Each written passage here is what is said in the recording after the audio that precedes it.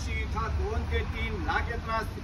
त्या दिवशी हे झाड दिवसा भरावरून 5 मिनिटांनी अपूर्व बनलं जातं। आणि तुम्ही गावामध्ये गेला की तिथं पांडुरंगाची स्वयंभू मूर्ती आहे पंढरपुरावरून या ठिकाणी आले। आपल्याला देहू आणि पंढरी अशी दोन्ही क्षेत्र घडली जातात। आणि तिथे एक शिळा मंदिर आहे। शिळा मंदिर म्हणजे असं की ज्या वेळेला रामेश्वर भट्टांनी इंद्रायणीच्या डोहामध्ये ग्रंथ उडवले त्या ठिकाणी एक मैलावरती यावं, परंतु तिथली शिळा, ज्या शिळेवरती तुकाराम महाराजांनी 13 दिवस पोषण दिलं आणि 13 दिवसानंतर जी ग्रंथ कोरडेच्या कोरडे वरती आले ते ग्रंथ आणि त्या शिळेची स्थापना मोठ्या मंदिरामध्ये केलेली आहे। आणि इथनं एक 3 मैलावरती एकांतात भजन करण्यासाठी जात होते। तो भंडारा डोंगर इथना 3 मैला या बाजू। आणि हे म्हणजे तुकाराम महाराजांचं वैकुंठ स्थान।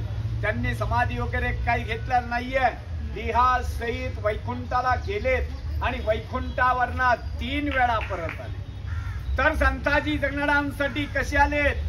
संताजी जगनाडे म्हणजे तुकाराम महाराजांचा उजवा हात असतात।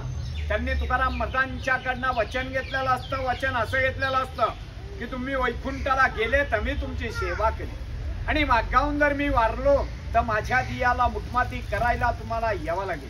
मागाहून ते वारले जातात। वारल्याच्या नंतर तिथले गावकरी म्हणजे 5 ते 6 मैल ज्यांचं गाव आहे